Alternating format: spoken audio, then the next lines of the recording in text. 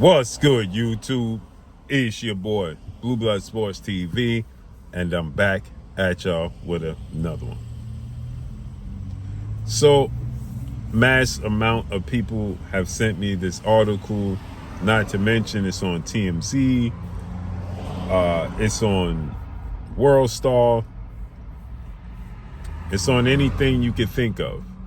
And that's these reports that preliminary conversations and negotiations have begun between two first ballot Hall of Famers, two undefeated fighters, two top 5 pound for pound best fighters in the world, two superstars in the sport of boxing, in Devin the Dream Haney, who is 3-division champion, former undisputed lightweight, former WBC junior welterweight, and reigning WBO welterweight world champion, along with, who is 33 wins, no loss, no draw, 15 wins by way of knockout, along with 4-division world champion, former unified super featherweight, and reigning WBO junior welterweight world champion, Olympic silver medalist, superstar boxer Shakur Stevenson, who has 25 wins, no loss, no draw, 11 wins by way of knockout.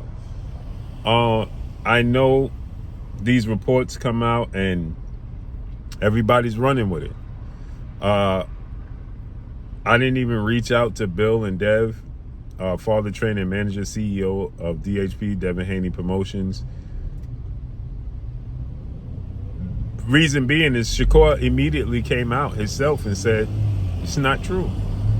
There was reports that Shakur Stevenson turned down a massive offer to fight Devin Haney by Zuffa Boxing and Dana White, and Shakur immediately came out and said it's not true.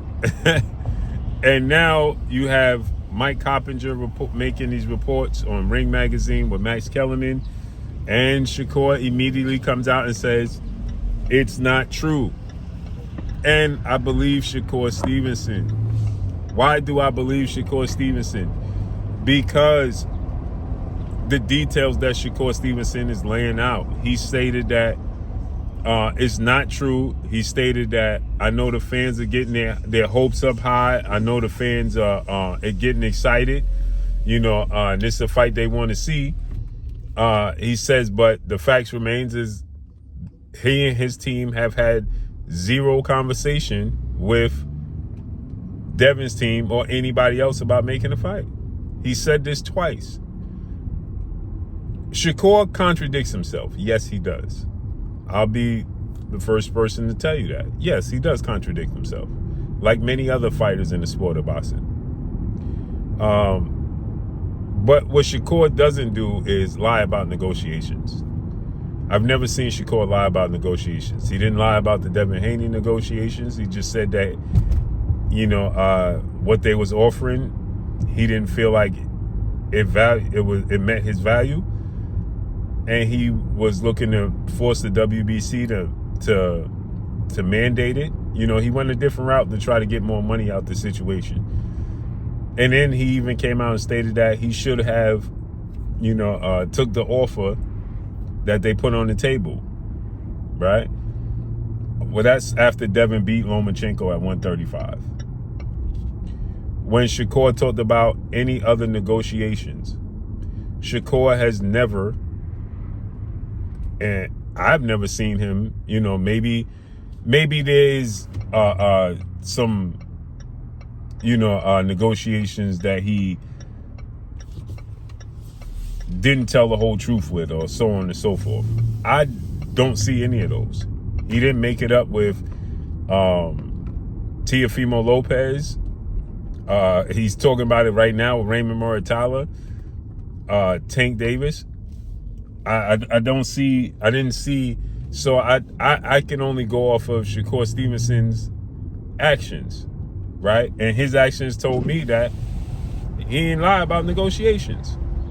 So if they're in preliminary talks right now, Shakur would say, hey, let's get it done, sign the contract, or meet my demands, let's get it done, so on and so forth. I don't see why he would lie about being in preliminary negotiations. I've seen people say when he put it up on his Twitter, it's not true.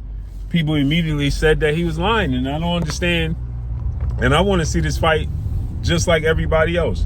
I don't see where Shakur Stevenson is lying, man. I never seen him lie about negotiations. I just don't understand why would he make up a story about this instead of just saying, you know what I'm saying? He don't have to say nothing, to be honest. He could just say nothing.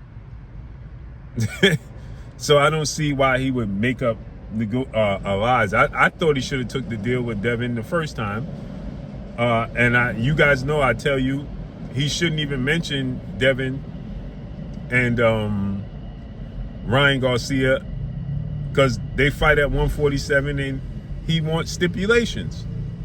He wants it to be catch weights, rehydration clauses, so on and so forth, right? I don't think that's fair to them. I don't think that they should have to, put themselves in a position to be at a disadvantage. I don't think so, right? So I think that if he don't feel like he can make the weight 147 and comfortably compete against those guys because they're gonna be too big, then fight at 140 and fight the guys in and around your weight class. The problem is there is no marquee names in and around those weight classes for him. That's the facts. The marquee names is at 147, and the marquee names, he already beat Tio. He's the biggest name at 140. The marquee name for at 135 is Tank Davis, and we already know he has no interest in fighting. That being Tank Davis has zero interest in fighting Shakur Stevenson. He don't think he could beat Shakur Stevenson, and neither does his team. Period.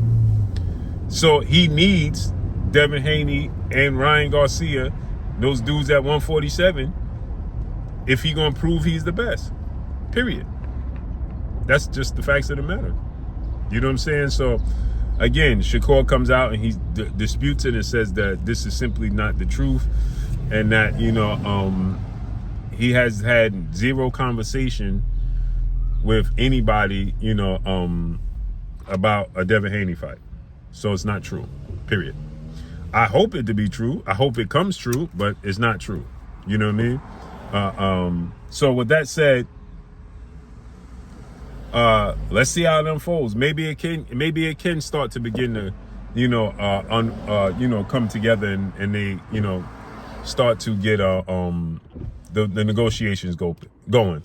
But they're saying that, it's got to be at 144 with a rehydration clause. Shakur wants the same exact offer. I mean, he'd been saying that in interviews. I don't see why Devin Haney would do that. That's pointless. But Devin Haney is a soldier, and he might do it. So let's see how it unfolds and plays out. Let me know what y'all think, man. Drop a comment in the comment section. Follow me on Instagram at Blue Blood Sports TV, all one word. I'm gone. Peace.